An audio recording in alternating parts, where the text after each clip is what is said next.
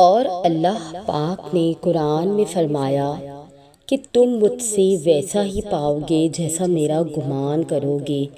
یہ ہم سب پڑھتے ہیں لیکن سمجھتے نہیں۔ تم جانتے ہو کہ حضرت موسیٰ علیہ السلام کے پیچھے فوج لگی ہوئی تھی، تب اللہ نے کیوں سمندر کو 2 حصوں میں بانٹ دیا؟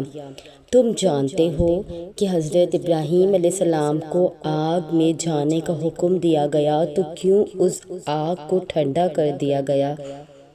کیا تم جانتے ہو کیوں اس نے حضرت یوسف علیہ السلام کو کنویں میں بھی پالا؟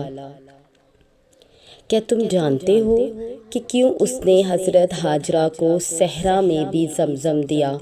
کیوں حضرت یونس کو مچھلی کے پیٹ میں بھی محفوظ رکھا؟ کیوں حضرت زکریا کو عمر کے آخری حصے میں بھی اولاد سے نوازا؟ ان سب میں ایک چیز پوشیدہ تھی، یقین۔ ان میں کسی نے بھی ہمت نہیں ہاری، انہوں نے یقین رکھا کہ خدا راستہ نکالے گا، اور دیکھو اللہ نے راستہ نکالا۔ وہ سب اس پر یقین رکھ کے آگے بڑھتے تھے، اور دیکھو اس رب نے بھی انہیں مایوس نہیں کیا۔ اور توکل تو یہ ہے کہ راستہ نہ ہو اور تم کہو کہ اللہ راستہ بنانے والا ہے، اور جب تم اس کا اچھا گمان رکھو گے تو یقیناً سب اچھا ہی پاؤ گے، اور پھر دیکھنا وہاں سے راہیں نکلے گی جہاں تمہارا وہم و گمان بھی نہیں جا سکتا۔ وَإِذَا سَأَلَكَ عِبَادِي عَنِّي فَإِنِّي قَرِيبٌ۔ اور اے نبی صلی اللہ علیہ وآلہ وسلم، جب میرے بندے آپ سے میرے بارے میں سوال کریں تو ان کو بتا دیجیے گا کہ میں بہت قریب ہوں ان کے۔ اللہ رب العزت کوئی بھی کہانی ادھوری نہیں رکھتا، بس انداز مختلف ہوتا ہے، مگر وہ ہر قصے کو پورا کرتا ہے۔ کوئی بھی جگہ خالی ہمیشہ نہیں رہتی۔ اللہ رب العزت اسے ہمیشہ کسی بہتر چیز سے بھر دیتا ہے۔ زخم کوئی بھی عمر بھر نہیں ستاتا، بلکہ اس دنیا کا کوئی بھی غم اور کوئی بھی خوشی ہمیشہ رہنے والی نہیں ہے، اور اس کے برعکس آخرت کی ہر خوشی دائمی ہے، ہر خوشی دائمی ہے اور ہمیشہ رہنے والی ہے۔ اللہ رب العزت کوئی نہ کوئی مرہم کا ذریعہ بھیج ہی دیتا ہے۔ میں یہ تو نہیں جانتا کہ کب پوری ہوگی، مگر میں اتنا ضرور جانتا ہوں کہ دعائیں کبھی رد نہیں ہوتی۔ وہ سب کی سنتا ہے، بے شک وہ یا سمیع ہے۔ اور اللہ تب تک معجزے لاتا ہے جب تم سب کچھ ختم ہو جانے کے بعد بھی دعا کرتے ہو، اس یقین کے ساتھ اپنے رب کے حضور دوزانوں ہو کر بیٹھتے ہو کہ اللہ سب صحیح کر دے گا، اس یقین کے ساتھ کہ اللہ کی دسترس سے باہر تو کچھ بھی نہیں، وہ تو 70 ماؤں سے بھی زیادہ محبت کرنے والا ہے، اور دعائیں تو ان حقیقتوں کو بھی بدل سکتی ہے جنہیں تمہارے مقدر میں بہت پہلے سے لکھا جا چکا ہے، اور اللہ خالی ہاتھ لوٹانے کے لیے تھوڑی نہ تمہیں اپنے در پہ بلاتا ہے۔ جو اللہ کے در پر ایک دفعہ مکمل اور کامل یقین کے ساتھ بیٹھ گیا تو سمجھو وہ کبھی خالی ہاتھ نہ لوٹا۔ اللہ پاک سے محبت کیسی ہوتی ہے؟ مختصر یہی کہیں گے کہ ہم اس رب کی نافرمانی کرتے ہیں، اس سے نا امید ہو جاتے ہیں اور سوچتے ہیں کہ اللہ سے محبت ہو جائے۔ ایسا نہیں ہوتا۔ محبت کے 2 ہی قرینے ہوتے ہیں۔ ادب پہلا قرینہ ہے محبت کے قرینوں میں، اور جانتے ہو ادب کسے کہتے ہیں؟ کہ جس سے محبت کی جائے، اس کی ہر بات کا احترام کیا جائے، اس کا ہر حکم بجا لایا جائے۔ وفا دوسرا قرینہ ہے محبت کے قرینوں میں، کہ جس سے محبت کی جائے اس کے ساتھ کسی کو شریک نہ ٹھہرایا جائے، کیونکہ جہاں ادب ہوتا ہے وہاں نافرمانی جنم نہیں لیتی، اور جہاں وفا آ جائے وہاں محبوب کے سوا کسی کی طلب نہیں رہتی۔ ادب کرنا سیکھ لو تو سمجھو رب سے محبت ہو گئی، اور وفا کرنا سیکھ لو تو سمجھو رب مل گیا۔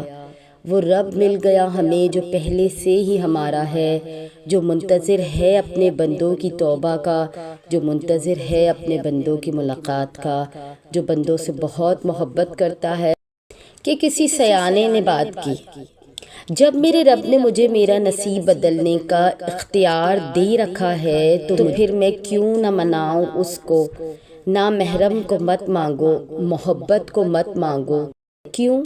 میں تو فرشتہ نہیں ہوں، میرے جذبات بھی ہیں اور احساسات بھی ہیں۔ میں نے صبر بھی کرنا ہے اور شکر بھی، میں نے ضبط بھی کرنا ہے اور سجدہ بھی، میں نے اللہ کی رضا میں راضی بھی ہونا ہے اور اس کو اپنی رضا کے لیے منانا بھی ہے۔ کیوں یہ میرے اختیار میں نہیں ہے کہ میں کیسا محسوس کرتی ہوں یا مجھے کیسا محسوس کرنا چاہیے۔ جہاں اس نے مجھے مسکرانے کا حکم دیا وہیں رونے کے حق میں بھی نوازا ہے۔ جب کہہ نہ پاؤ تو رو دینا، جب کچھ بدل نہ پاؤ تو دعا کرنا، تب تک مانگنا جب تک وہ راضی نہیں ہو جاتا۔ جب تک مجھے اپنی رضا میں راضی نہیں کر لیتا تو میں تو مانگوں گا، بار بار مانگوں گا، بے شمار مانگوں گا، کبھی فرض عبادات میں اور کبھی تہجد کے سجدوں میں، کیونکہ میرے پاس اس کے در کے سوا اور کوئی در موجود نہیں ہے، اور جب اس کا در میری دسترس میں ہے تو میں کیوں مانگوں دنیا سے، میں کیوں منت کے دھوکے باندھوں کہ جب میں خود اس سے ملاقات کر سکتا ہوں تو پھر میں کیوں دنیا کے حدود میں محدود رہوں۔ مجھے مانگنا ہے، مجھے اس کو منانا ہے، مجھے تھکنا نہیں ہے، کیونکہ میں جانتا ہوں جو نصیب میں بھی نہیں مل پاتا وہ تہجد سے مل جاتا ہے، وہ دعاؤں سے مل جاتا ہے، وہ اپنے رب سے گفتگو کرنے سے مل جاتا ہے۔ مجھے بس اسی سے مانگنا ہے اور یہ صرف میرا اور اس کا معاملہ ہے کہ میں اس سے کیا مانگتا ہوں یا میں کیا چاہتا ہوں۔ تیسری ذات کو پھر میں کیوں شامل کروں جب مجھے میرے رب کی ذات ہی کافی ہے، جب مجھے ایک اسی کا ہونا مکمل کرتا ہے۔ پھر میں کیوں لوگوں کے پیچھے بھاگوں، طلب کس کی ہے یہ تو نہیں معلوم، مگر مجھے وہ چاہیے جس سے مجھے سب مانگنا ہے اور ہر حال میں چاہیے۔ انسان کی طلب کے لیے جب تک تھا تب تک انتظار ممکن تھا، مگر اب وہ چاہیے جو خالق ہے اور اب انتظار نہیں ہوتا۔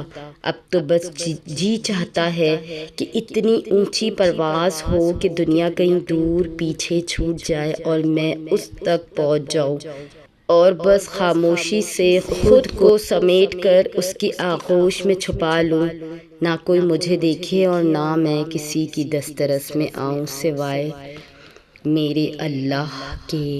کسی بھی چیز کا سینٹر نہیں ہے، دنیا کو ہم میں کسی کی بھی پرواہ نہیں ہے۔ آپ جتنا مرضی یہ یقین رکھیں کہ یہ دنیا آپ کی ہے، لیکن یہ سچ نہیں ہے، بلکہ سچ تو یہ ہے کہ یہ دنیا کسی کی بھی نہیں ہے۔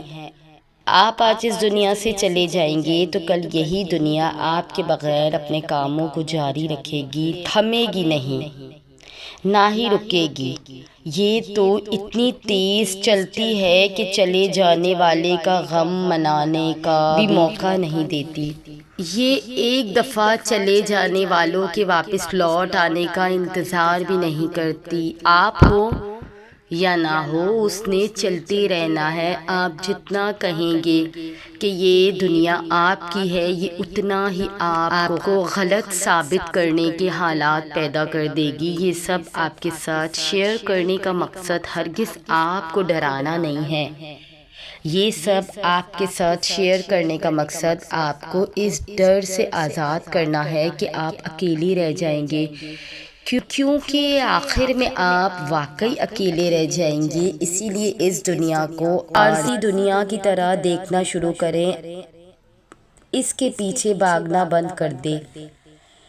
یہ دل کی جگہ نہیں ہے، جو نہیں ملا اس کا غم نہ کرے، جو مل گیا اس کی بے قدری نہ کرے۔ بس اتنا یاد رکھے کہ آپ سینٹر نہیں ہیں، اللہ سینٹر ہے، اسی کے گرد ہم سب کی کہانیاں گھوم رہی ہیں، اسی لیے ہمیں اپنا سینٹر نہیں بھولنا۔ اللہ ہماری آخری منزل ہے، اس سے کوئی فرق نہیں پڑتا کہ ہم کتنا گھومتے ہیں اور کہاں گھومتے ہیں، کیونکہ آخر میں ہم نے گھوم کر اسی رب کے پاس واپس لوٹ جانا ہے، اور ہمارا وجود ایسے ہی تمام ہو جانا ہے کہ جیسے ہم مٹی کو اپنی ہتھیلی میں رکھ کر اپنی ہتھیلی کو مضبوطی کے ساتھ بند کر دیتے ہیں، اور بس کچھ ہی سیکنڈز کے بعد جب اسے کھولتے ہیں تو ہمارے ہاتھوں میں مٹی کا نام و نشان مٹ چکا ہوتا ہے، ایسے جیسے ہمارے ہاتھ پہلے سے ہی خالی تھے۔ یہی حقیقت ہے ہماری۔ ہمیں بھی دنیا سے ایسے مٹا دیا جائے گا جیسے یہ ہمیشہ سے ہمارے بغیر بنائی گئی تھی۔ ایسی سوچ رکھنے سے ہی آپ کے لیے آزمائشوں سے لڑنا آسان ہو جائے گا، اور اپنے آپ کو اصلی دنیا کے لیے تیار کرنا آسان ہو جائے گا جو موت کے بعد ہے۔ اور اگر ایسی سوچ نہیں رکھیں گے تو آپ کو بار بار بلکہ تب تک توڑا جائے گا جب تک آپ یہ سمجھ نہیں جاتے۔ ہمیں بس اللہ سے اپنی عرضیاں طلب کرنی چاہیے، ہمیں اللہ سے اپنی بات منوانے کا سلیقہ آنا چاہیے۔ ہم اکثر کہتے ہیں کہ دعائیں جیسے بھی مانگی جائیں قبول ہوتی ہے، اور یہ سچ بھی ہے، لیکن اگر آپ دعائیں کرنے میں تھوڑی سی محبت کریں گے تو اللہ آپ سے زیادہ خوش ہوگا۔ ہاتھ پھیلا کر مانگنے والے اور ہاتھ نہ پھیلا کر مانگنے والے میں تو کچھ فرق نہیں ہوتا، آپ کا عمل ہی آپ کی شدت کو بیان کرتا ہے۔ اور جب آپ نماز پڑھ کر ہاتھوں کو اٹھا کر اللہ سے دعا مانگتے ہیں تو آپ یہ ظاہر کرتے ہیں کہ آپ نے اس رب کو اپنا بادشاہ مان لیا ہے اور اپنی ہار تسلیم کر لی ہے۔ یہ ظاہر ہے کہ کسی بھی ایرے غیرے کے آگے تھوڑی نہ ہاتھ پھیلایا جاتا ہے، ہاتھ تو صرف اس کے سامنے پھیلایا جاتا ہے جس پر مان ہوتا ہے، کہ جب اللہ کو پتہ ہوتا ہے کہ آپ مان کے ساتھ آئے ہیں تو وہ اس مان کا بھرم بھی کبھی نہیں ٹوٹنے دیتا۔ اور پھر ہاتھوں کو دعا کے لیے اٹھانے کے بعد آپ نے فوراً اپنی خواہشیں نہیں اللہ کو گنوانے لگ جانا ہے، بلکہ جیسے آپ صرف اسی مطلب کے لیے آئے ہیں، بلکہ سب سے پہلے آپ نے اللہ کی بڑائی بیان کرنی ہے۔ اللہ کی بڑائی بیان کرنے کے لیے سب سے خوبصورت سورہ کون سی ہے؟ سورہ فاتحہ۔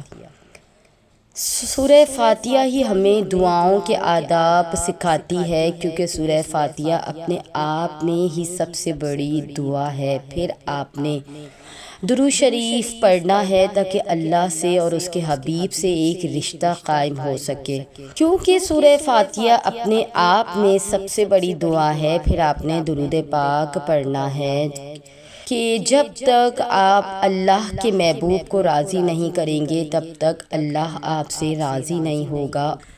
حضرت علی رضی اللہ تعالیٰ عنہ نے فرمایا، جب تک نبی کریم صلی اللہ علیہ وآلہ وسلم پر درود نہ پڑھا جائے تب تک ہر دعا روک لی جاتی ہے۔ تو آپ نے پہلے دعاؤں کا راستہ بنانا ہے، پھر ہی تو دعائیں منزل تک پہنچے گی، اور پھر جو دل چاہے مانگے، بے پناہ مانگے، بے انتہا مانگے، وہ تو خوش ہونے والی ذات ہے، اور انشاءاللہ اللہ ضرور قبول کرے گا۔ آخری تو نہیں مگر سب سے اہم قدم اللہ سے ملاقات کا دعا ہے۔ دعا پروٹوکول کی طرح ہے جس میں اس بادشاہ کے سامنے اپنی بے بسی رکھی جاتی ہے، گڑ گڑا کر اسے منایا جاتا ہے۔ دعا کے ہر حرف پہ انسان اس بات کا اعتراف کرتا ہے کہ تو ہی بادشاہ ہے اور تو ہی واحد ہے، تو ہی اول ہے اور تو ہی آخر ہے، تیرے در سے آخری امید لگا کر آئے ہیں، تو ہی عطا کرے گا کیونکہ تو ہی بس عطا کر سکتا ہے۔ دعائیں پہاڑوں کو بھی سیر کرنے کی صلاحیت رکھتی ہے، اور لکھی ہوئی تقدیر کا ایک ایک حرف بھی بدل سکتی ہے۔ دعا وہ کر سکتی ہے جس کا آپ کو کبھی وہم آیا نہ گمان۔ یا اللہ، مجھے نہیں معلوم مجھ سے وابستہ رشتوں اور دوستوں کو کیا کیا پریشانیاں لاحق ہیں اور ان کو کون سی مشکلات ہیں اور ان کو کیا کیا بیماریاں ہیں، پر میرے پیارے اللہ تو سب جانتا ہے۔ یا رب، میرے سب پیاروں کی مشکلیں آسان فرما دیجئے، انہیں وہ سب عطا کر دیجئے جن کی انہیں ضرورت ہے، ان کی زندگی خوشیوں سے بھر دیجئے، انہیں اطمینان والی زندگی، سکھ سکون اور راحت عطا فرما دیجئے، ان کی بیماری ختم کر دیجئے، ان کو ہمیشہ کی کامیابی اور خدول جنت کی خوشخبری دے دیجئے، آمین ثم آمین۔ تو یہ تھی ہماری آج کی ویڈیو۔ اگر آپ کو ہماری یہ کاوش پسند آئے تو ہمارے چینل کو سبسکرائب کر کے ہمارے ساتھ جڑ جائیے۔ جزاک اللہ۔